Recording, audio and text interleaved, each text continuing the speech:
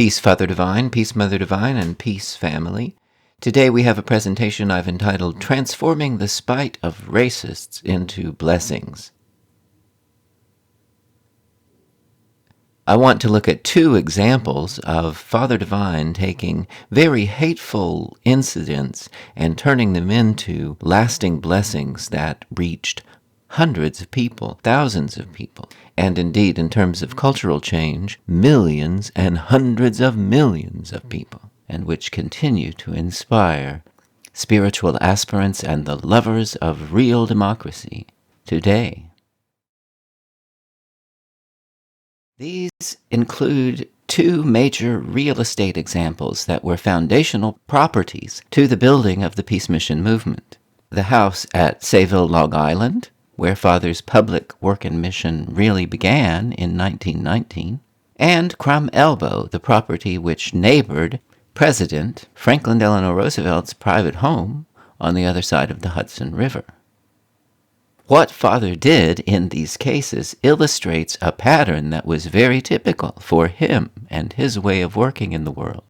Father Divine was remarkably poised in all circumstances, and he could not be flustered, and he was not a reactive personality. And this caused him to be aware in a way that those of us who are more reactive are not aware.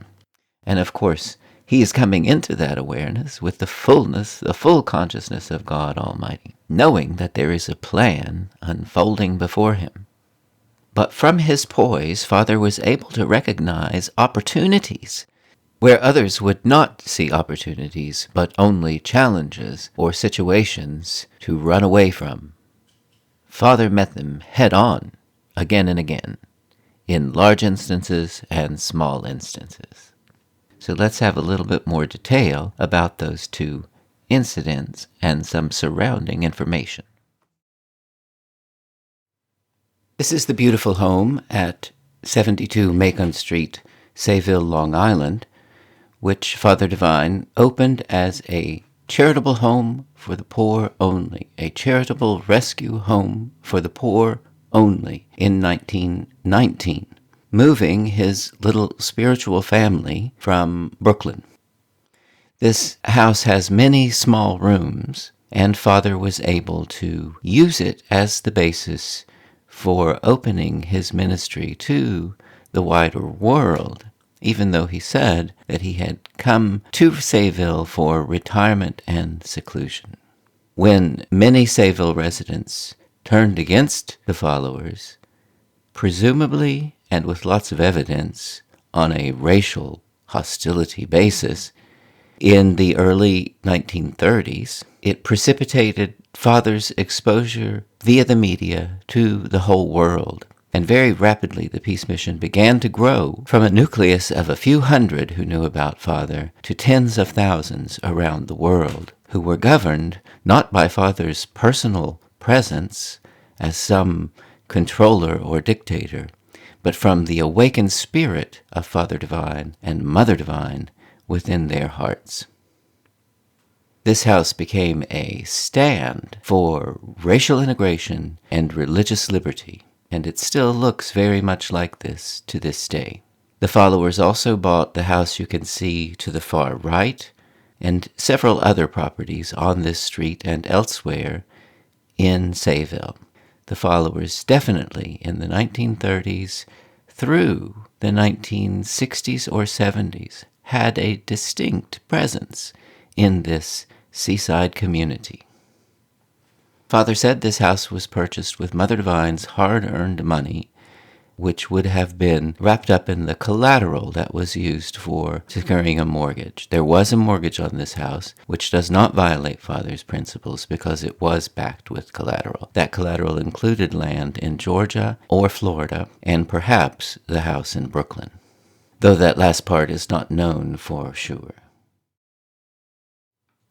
And here is lovely Father Divine standing in front of the Sayville house in the 1930s. I'll quote a brief passage here from the writer Jill Watts' God, Harlem, USA, page 52. As I've mentioned before, Jill Watts misidentifies Father as a certain George Baker of Baltimore, Maryland, and she is wrong on that conjecture.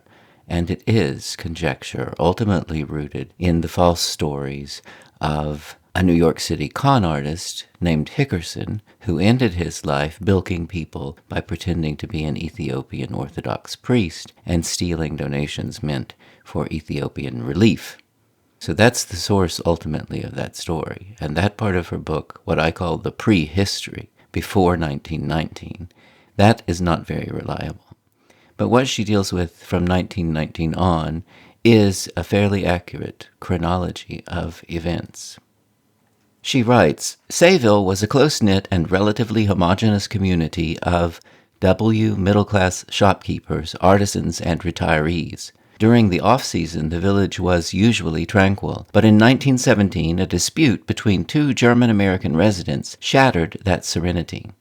Fearing the increase of anti-German sentiment during World War I, Edward Felgenhauer changed his surname to Fellows. A German-born neighbor began to taunt Fellows, accusing him of cowardice. A squabble ensued and continued after the war was over. In the fall of 1919, Fellows, exhausted and exasperated by constant quarreling, put his house up for sale. Reportedly, Fellows, seeking revenge, advertised for a COLORED buyer. Father Divine seized the opportunity, paid Fellows $700 in cash, and secured a mortgage, backed with collateral, as I mentioned, for $2,500. On October the 27th, 1919, Father and Mother Divine signed the deed for the property at 72 Macon Street and became Sayville's first African-American homeowners. So Father Divine was able to get in a situation of intense hostility between two neighbors, two racist neighbors, because one of them thought he would spite the other by opening the community to dark-complexioned people. Father Divine took him up on it. Jill Watts seems to believe that Father and the family moved from Harlem. That's not true. Father and Mother Divine moved in 1919 to Sayville from 454 Wynona Street, Brooklyn, where they had resided from 1913 to 1919. It is not known if they owned the Brooklyn house, rented or leased it, or perhaps were granted use of it by a follower. Here we see the still intact row house at 454 Wynona Street, Brooklyn, where Father and Mother and a small family of followers resided for a few years during World War I. And here is a map view of the location of 454 Wynona Street. As far as I know, no historians have yet been aware of Father's residence there, but we're confident about it from period attestation from family members who lived there and papers connected with the time that they lived there. And it was first revealed to my knowledge when Father Divine's Library and Museum at Woodmont was opened in October 2017, along with the burial place of Mother in the First Body in Sleepy Hollow Cemetery, Tarrytown. Here we see a page from Newsday in 1965 dealing with the arrival of the hate groups in Long Island.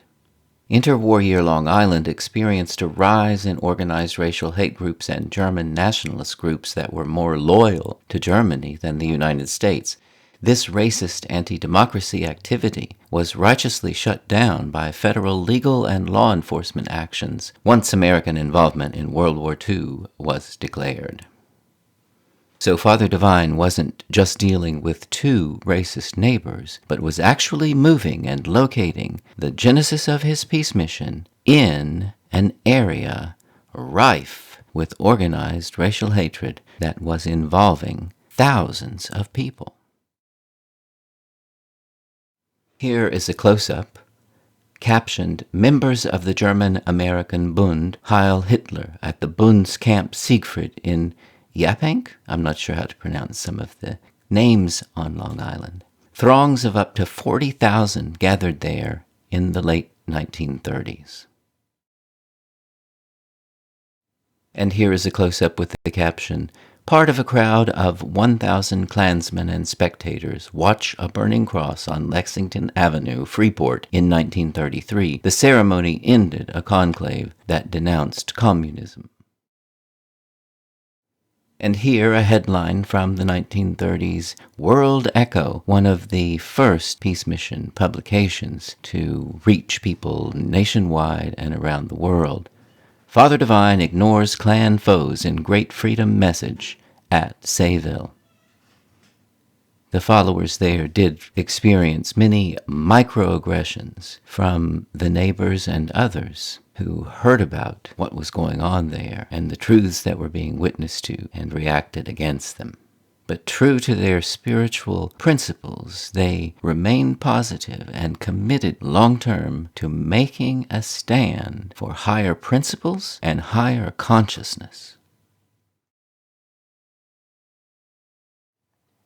Here is a clipping from the Jewish Post, 1937, which demonstrates how some of these multiracial, multi-ethnic animosities could play out, sometimes providing openings for God to do something extraordinary that none of the players really expected. Father Divine will not be flattered to learn that he's being used as a boogeyman by both Nazis and Jews. Recently, the papers carried stories about a Nazi camp out on Long Island. They told of efforts by neighboring natives to oust the Nazis, whereupon the harried Hitlerites threatened to sell their acreage to Father Divine. Recently, a long-established Jewish camp in New York has been annoyed by obviously anti-Semitic actions clothed in legal folderol designed to make life so unbearable that the camp would decamp. Exasperated, the director trotted out the Father Divine hint, and now peace once more reigns on the camp front. This clipping is also illustrative of the tone that could be found in mainstream publications in the time period. It is a racist tone. It is a condescending tone. The racism may be somewhat lighthearted and veiled, but it's very obvious to our 21st century eyes that it's rife with racial bigotry. Nevertheless, Father Divine and the Peace Mission were among the first, if not the first, non-Jewish organizations, or not predominantly Jewish, there were Jewish members of the Peace Mission, to openly call for something to be done about the persecution of Jews in Germany. Here we see a photograph of Peace Mission sisters in one of the public parade demonstrations, and at the point of the arrow, there is a sister carrying a sign that says, "Stop the persecution of the Jews in Germany." There were also signs with the same motto on them in many Peace Mission extensions until the end of the war. And there is a photograph of Father holding one of those signs, but I wasn't able to find it in my files. I do need to do some better labeling of the tens of thousands of digital files I do have. Here is a clipping from the New York Times, 17th of November 1931, detailing the raid on Sayville, which was fabricated by neighbors who were concerned about, frankly, too many dark-complexioned people in their eyes visiting their neighborhood.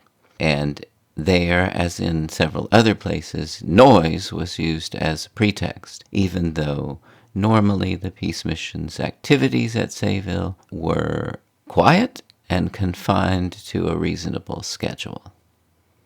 But that was another occasion where Father Divine took something negative and made something positive out of it. They wanted to drive him out of Sayville.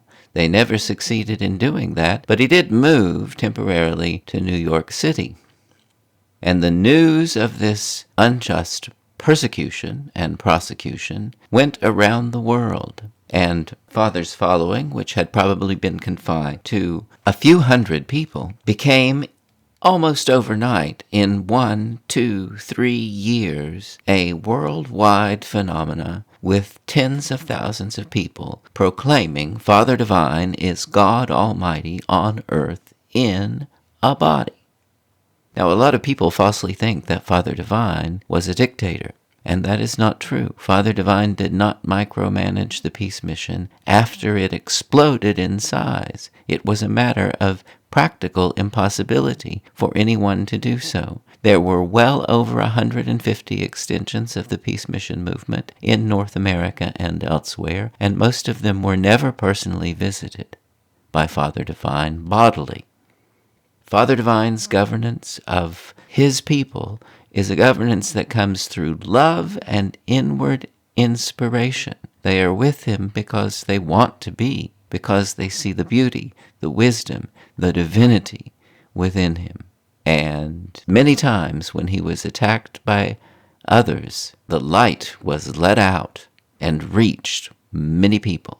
And so Father came to say, every knock is a boost, and every stumbling block a stepping stone. Part of that movement out of Sayville into the broader world was quickly the acquisition of properties in upstate New York in Ulster County, dubbed by Father Divine the Promised Land. And among those properties was Crum Elbow, across the Hudson from the President of the United States. Let's look at a short clip from the March of Times, which featured a briefing on that transaction, and then I will reveal more behind the story and between the lines.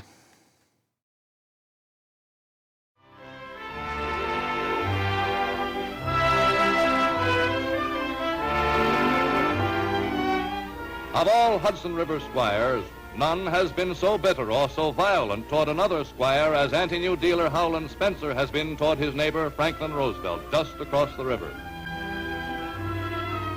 The Spencer-Roosevelt feud dates back to the day when the name of Spencer's estate, Crum Elbow, was appropriated to describe the summer White House. One day this last summer, Howland Spencer calls in reporters to tell them that the dispute over the name Crum Elbow is soon to fall on the shoulders of another. So I'm turning it over to Father Divine. President Roosevelt encourages the debtor. Father Divine encourages the thrifty. He will not permit anyone who has been on relief and not repaid it to be among his followers. I am backing the Divine deal against the New Deal. But that the new squire of Crum Elbow will have the blessing of the squire of the New Deal is first vouched for by Walter Winchell. Flash, Washington. When he learned that anti-New Dealer Howland Spencer sold 500 acres near Hyde Park to Father Divine's Angels, intimates say that FDR smiled and said, well, it is good to know we will have some nice neighbors for a change. Caught in the crossfire of a feud rapidly reaching national proportions, the new squire of Crum Elbow neatly sidesteps the issue. I have not anything against Mr. Roosevelt. Neither have I anything against Mr. Spencer. If they had any disagreements, it was between them.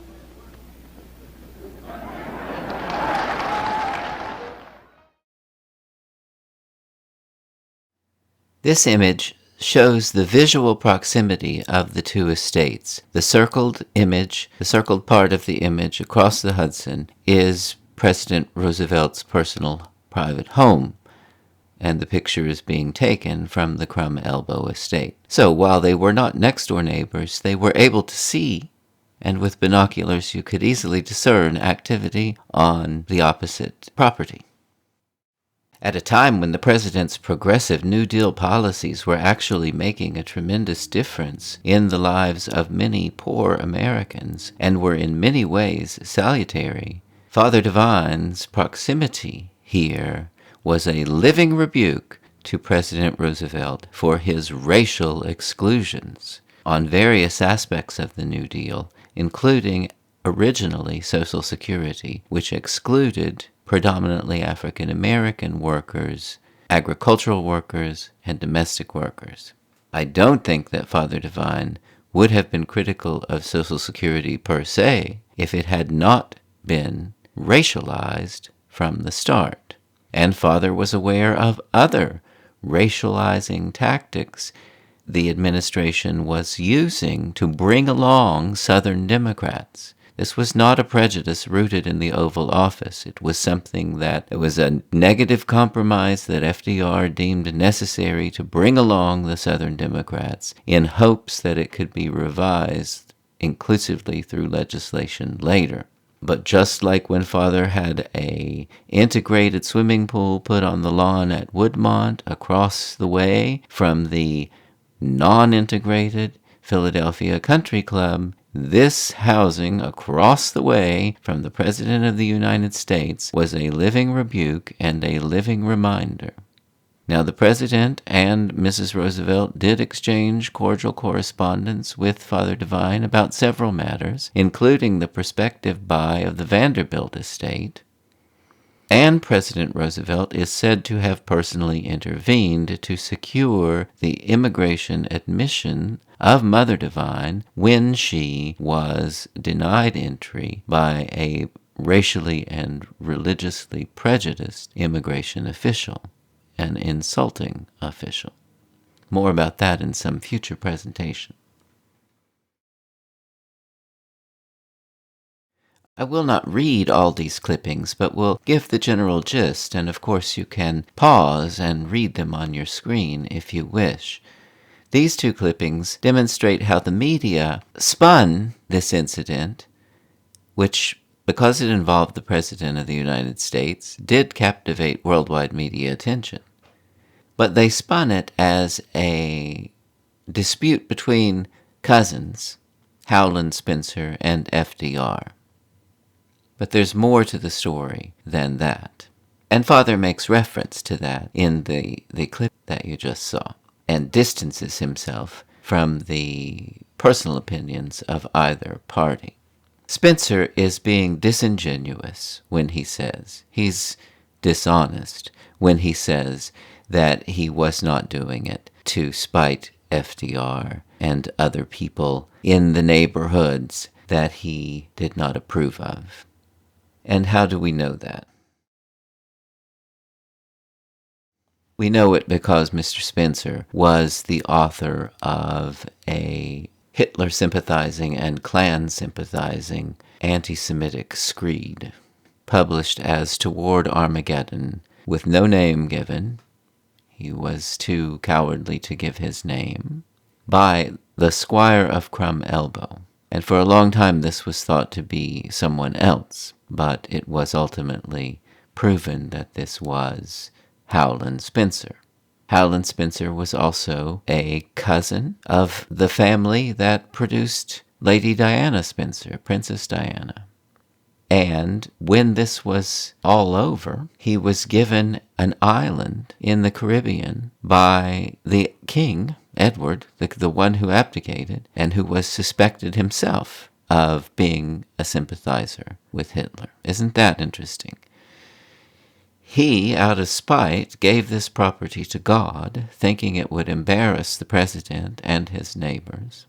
The King of England gives him an island, but he had a lot of troubles, and he had them all his life. He is an example of a profligate rich boy who wanted to live off debt, and he ran up a lot of debts, and that's why he had to part with his properties and leave the country. He's very fortunate that he got that endowment from Edward. It was the last land grant by a king of England to any American. Is that because a bad man did something righteous? Or is it because Nazis like Howland and Edward stick together? I think we'll never quite know the truth about Edward and Wallis Simpson. Some say she was an American spy.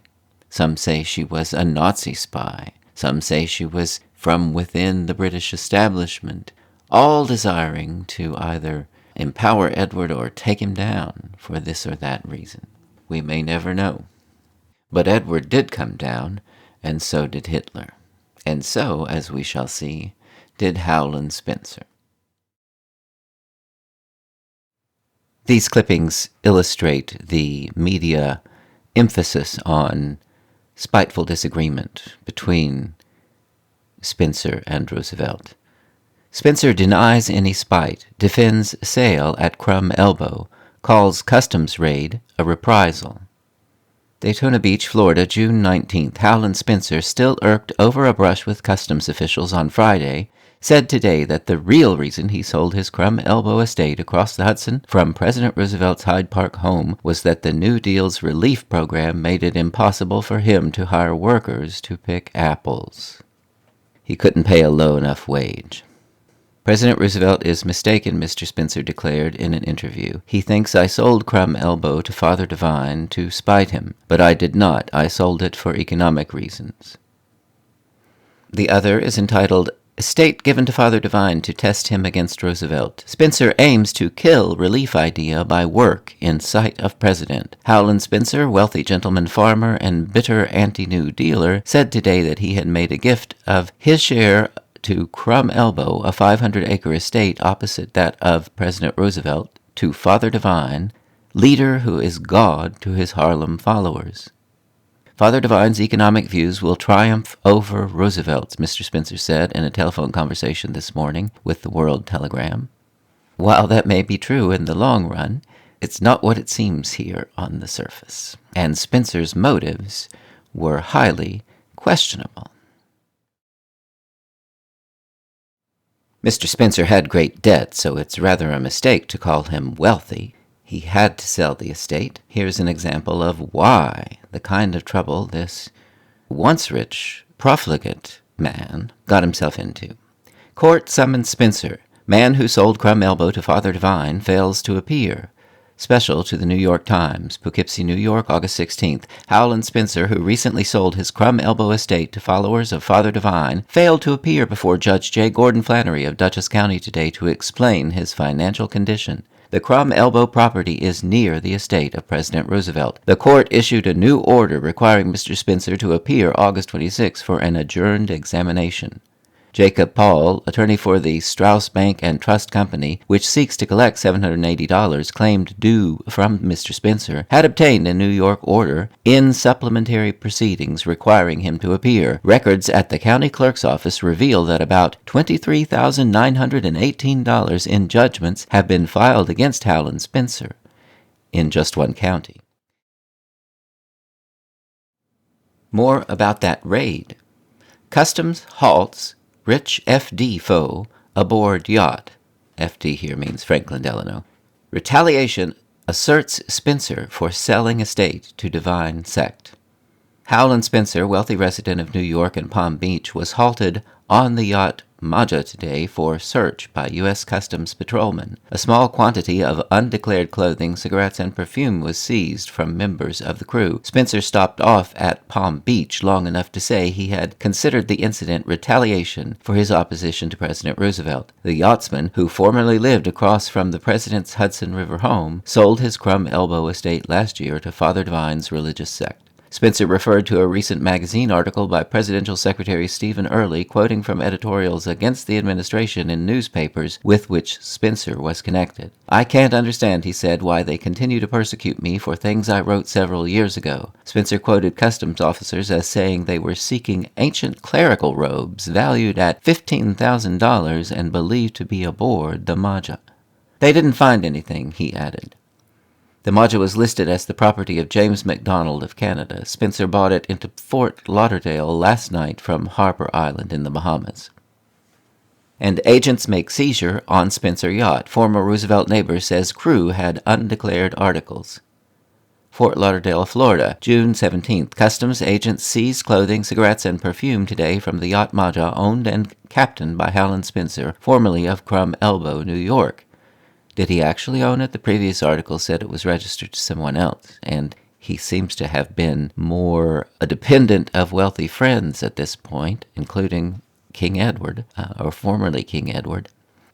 The owner said the articles seized were valued at only $30 and belonged to members of his crew. Customs authorities from Miami, however, said no appraisal had been made on the merchandise, as only the Tampa office was available for such appraisals. Mr. Spencer said he had been fined $30, the value of the goods. F.E. Russell, customs agent in charge of southeastern Florida, said the undeclared merchandise was seized during a routine search. He said all the clothing, cigarettes, and perfume taken was in the possession of members of the crew, and apparently Mr. Spencer himself was not involved. Mr. Spencer formerly lived across the Hudson from the Roosevelt estate and sold his property about a year ago to the religious sect headed by Father Divine. See, they can't deal with him after this point without mentioning Father. So one of the things Father did, being very media savvy, was know, going into this situation, that it would bring attention to these kinds of situations. And perhaps it's not surprising that someone whose heart was racist, fascist, and treasonous in the build-up to World War II would forsake his American citizenship and accept the land grant from the deposed king. Seeks British citizenship. Nassau, British West Indies, October the 13th, United Press. Howland Spencer, who in 1938 sold his Hudson River estate across the river from the Hyde Park property of President Roosevelt to the organization of Father Divine, is applying for naturalization as a British subject. It was revealed today. Spencer for some years has lived at Harbor Island, a town 60 miles from Nassau.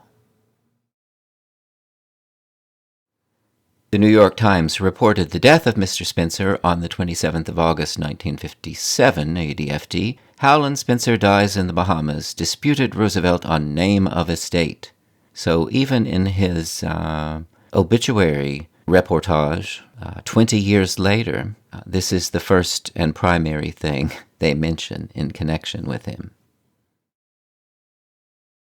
Another clipping typical of the coverage of the Crumb Elbow purchase, from the Daily Mirror, Saturday, July the 30th, 1938, ADFD. Divine moves in near FD estate. Again, the FD is Franklin Delano Roosevelt, the president, FDR. It's a kind of interesting thing that happened, isn't it? Although all of these property purchases, when they were covered in the press, often said Father Divine was the owner, Father Divine has purchased, Father Divine, this is never once legally the case. There was no property legally registered to Father Divine, as we see in the caption beneath the house photo, the main house containing 22 rooms of the Howland Spencer estate, now legally owned by 21 angels of Father Divine's group. But Mr. Spencer was aware of the racial context and what this would do locally, and it is quite possible that this was his motivation. Quote, Highland property holders were cautious in their comment when they learned 3,000 rip-snorting hallelujah singers from Harlem would be cavorting in the vineyards and orchards within 2 weeks. This kind of thinly veiled racism and classism, this kind of ignorance, is typical even of mainstream press coverage of the peace mission. It was just condescended to by ignorant racists from the beginning. I see no reason for alarm, was the cryptic comment of Walter R. Seaman, Justice of the Peace. Now, this judge sounds like a reasonable person. I see no reason for alarm, he says. But the reporter refers to this as cryptic. Mrs. Florence Y. Blakely, a real estate dealer, declared, and this really gets to the heart of the way they think, still, I am sorry to hear Father Divine has purchased that fine old estate. I hope the new tenants conduct most of their travel by using their own docks. Surely this will not aid real estate values. I think a lot of the decision-making behind some of these property purchases and the time they were purchased had to do with challenging redlining, and certainly challenging the logic of redlining. Father Divine was integrating some of the most exclusive neighborhoods, along with much more modest neighborhoods. Mrs. Jessie R. Rose, member of the Board of Education, quote, regrets the sale exceedingly. But Arthur Merrick, member of the town board, felt there will be no great effect upon the village providing the residents behave as they have elsewhere. Hard to tell about that one. On the one hand, he's condescending, telling people to behave as though they would not behave, but he does recognize that the members of the Peace Mission are remarkably well-behaved and probably better than most of the existing residents of the county.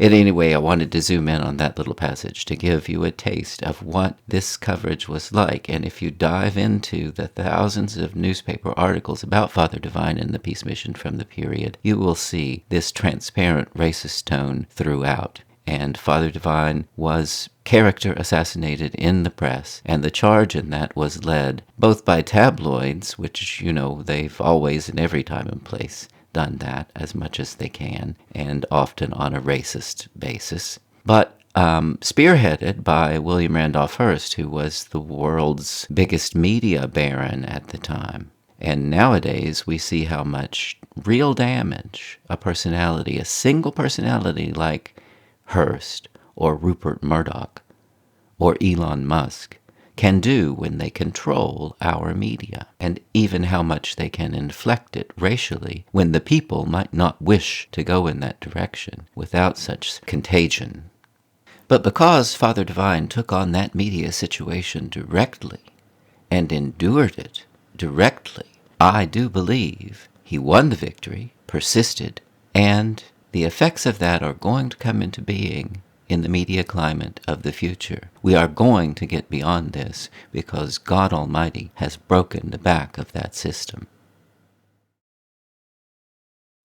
I should also say, in relation to the racial attitudes expressed in the article, that there were cross burnings in Ulster County related to the Peace Mission property purchases. And one of the real estate agents who handled many of them had his office firebombed. And one of the Peace Mission properties in Ulster County was burned to the ground. All of these things were perpetrated by racists in the region attempting to drive them out. They did not succeed. And here we see another article, this one from the New York Times. Big estate given to Father Divine to let in test Roosevelt's ideas. Spencer deeds crumb elbow to Father Divine as God to match Messiah at Capitol. Pitt's work against Dole. Duchess Squire warning of a Soviet would give the New Deal a run for its money. Now, I'm not going to go into detail with this particular one, but notice big estate given to Father Divine. Firstly, it wasn't given. It was sold because the man was in debt, and it wasn't given to Father Divine personally or directly. It was registered, owned legally, the names on the deed, 21 of the cooperative residents there. This was not a place that Father Divine personally lived, although he did visit it frequently in the 30s.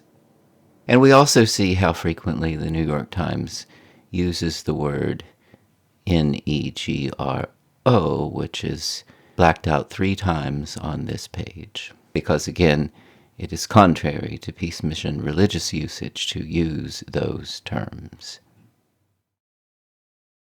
You may have seen in other videos where Father Divine acknowledged that he was working in and through the Roosevelt administration and through the social work of First Lady Eleanor Roosevelt, and I presume through her later work with the United Nations and her role in drafting the Declaration of Human Rights. However, Father Divine also had many criticisms of the New Deal legislation. Most of those, I believe, were related to the fact that the New Deal tended to be racially exclusive. The reason for this was not so much personally vested in the Roosevelts as it was with the Southern Democrats in Congress. Those Southern Democrats have become today's Southern Republicans. Some of the exclusionary policies were that Social Security originally did not include agricultural workers or domestic workers, and that was perceived justly as racialized because large numbers of people in those professions were dark-complexioned American. So they were not getting the Social Security benefit. Social Security is an annuity, not a handout. We pay into it. It is our money. So I don't think Father would have been critical of Social Security if it had been all-inclusive from the start. But President Roosevelt felt that the legislation could not be passed if those Southern Democrats were not brought along. And I believe he thought that if the legislation could be put in place, then it could be expanded, which of course is what eventually happened. Redlining started in earnest, which of course is an apartheid discriminatory practice, conditioning real estate, and through real estate, the transmission of intergenerational wealth, which also is related to things like access to higher education and to medical care.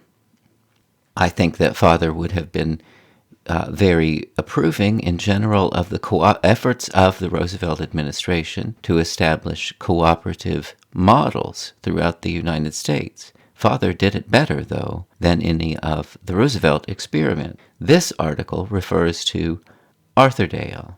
Mrs. Roosevelt Mine Village, Bars, Colored. First Lady's Model Settlement proclaims experiment only for native-born Caucasians.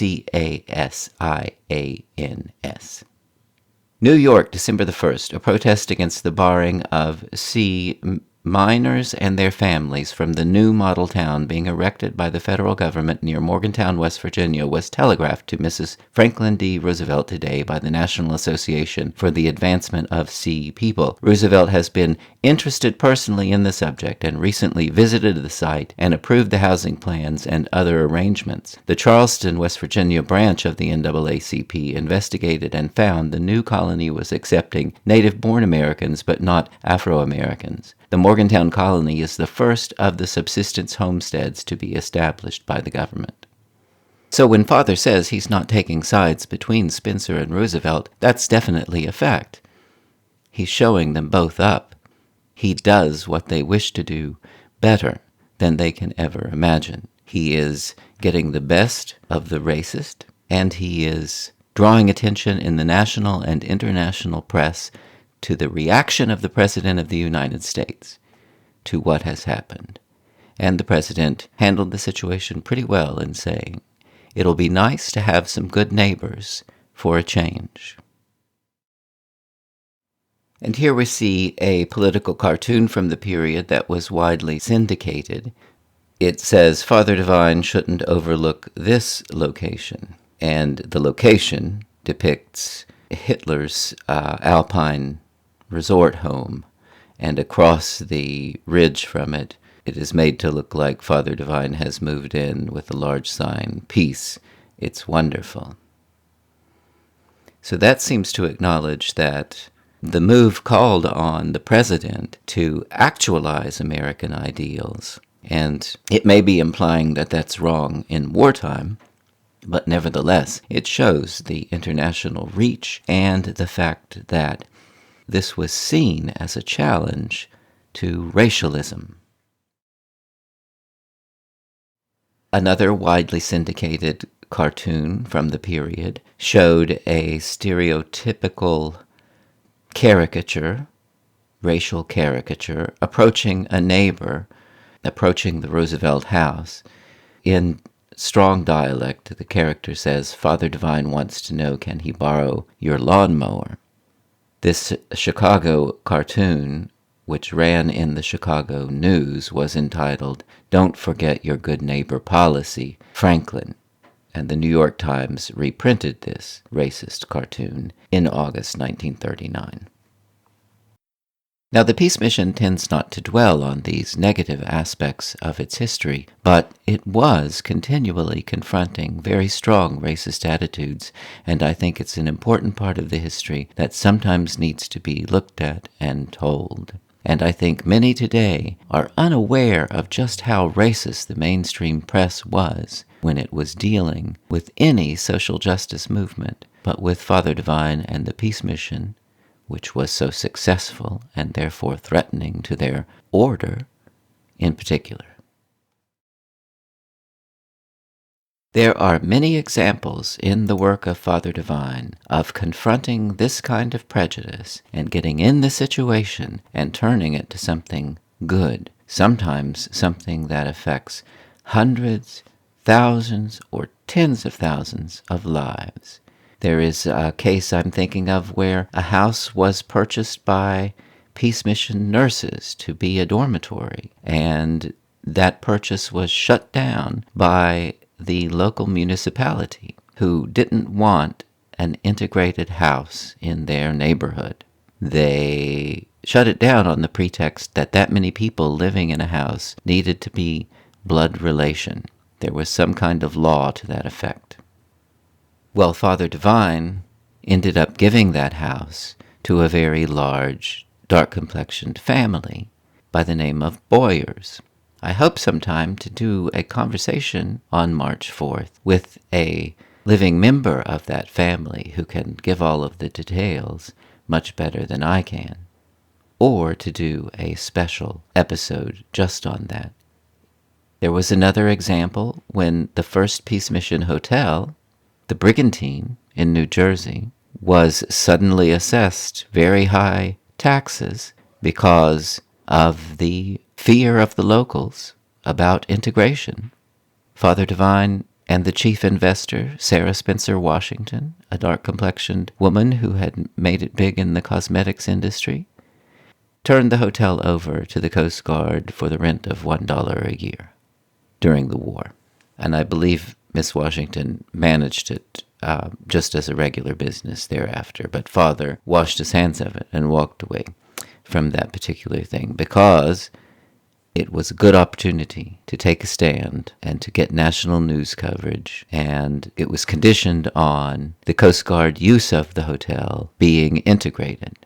This was before the military in general was desegregated, and so Father used it to take a stand on it. It was a very expensive stand for the Peace Mission and the investors in that project, but they did that anyway. But I'd like to close out this exploration of some examples where Father Divine transformed evil into good by remembering an anecdote that I heard from Miss Joan Joy. I heard it in October 2016. She told it to me in the presence of Mother Divine at tea at Woodmont. Miss Joan Joy was no longer living within the Peace Mission, but she was a lifelong follower of Father Divine. She may, in fact, still be living, although she would be near 100 years old this year.